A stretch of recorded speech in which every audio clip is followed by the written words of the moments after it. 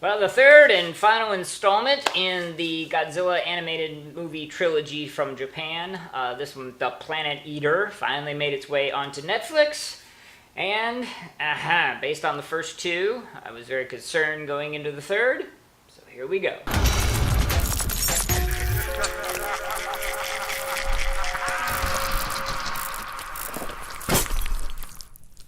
It's going to be a spoiler-filled review. If you guys haven't seen it yet, jump on Netflix, check it out.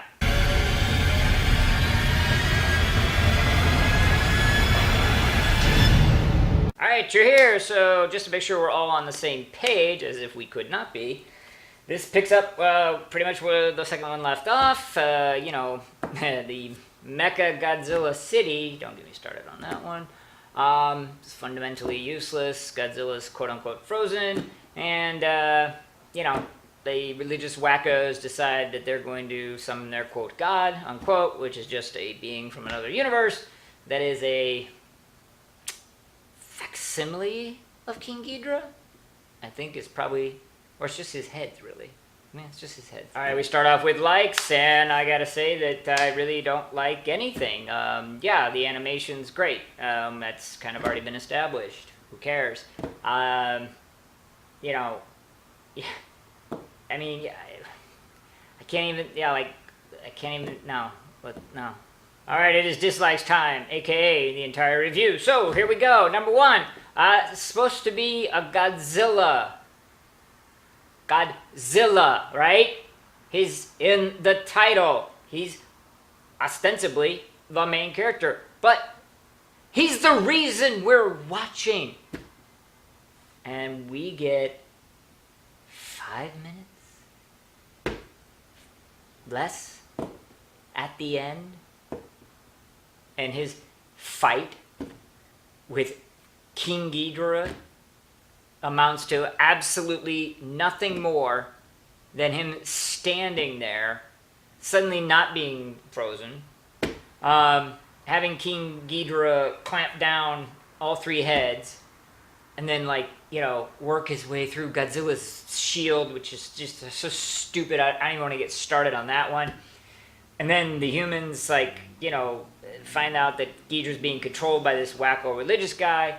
They take him out, and then that allows Godzilla to fire off his breath weapon 3 times at each one of the head portals and close them. End of fight, I guess? They really just shit the bed all over this entire series, and this final one was the nail in the coffin. I mean, it started out terrible by basically, having this fight with Godzilla for the entire anime being no Godzilla at all. It was just some stupid offshoot, and then the main one's here, and he's 3,000 meters tall, okay? The second one was, hey, we're going to have Mecha Godzilla, but not really. He's a city. And some sort of, Terminator 2 liquid metal bull crap that is a deus machina. Whatever we want it to do, it does.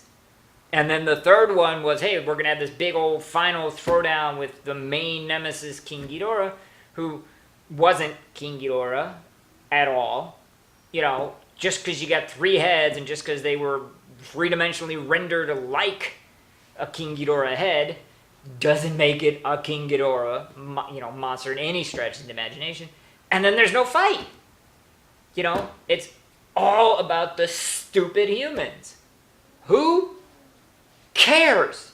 Okay? That is not why you watch a Godzilla movie. I don't care if it's live action or animated. I don't care if it's from the 70s or the 90s or the one coming up in at the end or later on this year, 2019.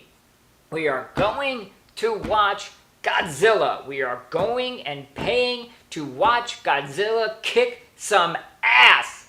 That's it. It's a simple formula. It is, kaiju fans are the most absolutely forgiving. Willing suspension of disbelief is almost guaranteed. Unless your plot is just insultingly bad or your acting is atrocious, we don't care. We just want to see giant monsters fight, and we don't get sick of it. We don't. Keep giving us the same thing. It doesn't matter. And somebody at Toho said, oh, no. This has worked for 50 years. We need to change it up. Yeah, that's a sound business model. Let's do, I understand they had to do animated to get around the little agreement that they had with the U.S. studios. That's fine. I don't care. Sure beats the hell out of the old animated Godzilla with that goddamn Godzuki. I don't even get me started on that. So animated, fine, cool, knock yourself out. In fact, go crazy. It's animated. You can do crap you can't do or don't have the budget to do in live action, right? 3,000 meter tall Godzilla, perfect example. All right, run with it. No, we're not gonna, we're just gonna, underdeliver on every level. Every level. How you screw up a Godzilla movie is beyond me. I mean, yes, Roland and Emmerich did it, and they did it by not making a Godzilla movie. But the Japanese, Toho, you know this. You know what works. You know the formula. So what you were trying to accomplish in this is quite simply beyond me.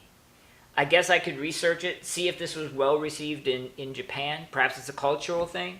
I mean, Shin Godzilla won Best Picture over there. And over here, it did have the single greatest Godzilla destroying human scenes, but otherwise it was a lot of conference tables and, people yelling at each other. So, yeah, I don't know. Maybe that's the case. But for watching this in the U.S., for my U.S. fans, I hate to say this, but it's a Godzilla film you can skip. Pinhead time. Is it any surprise? Big fat 0 all over this one. I don't even want to get into it. Alright, I'm going to go watch the second trailer for Godzilla King of the Monsters 50 times to wash and cleanse my brain of this. But what did you guys think? Did you suffer with me? Or are you thankful for, having to avoid this altogether? Let me know in the comment section below.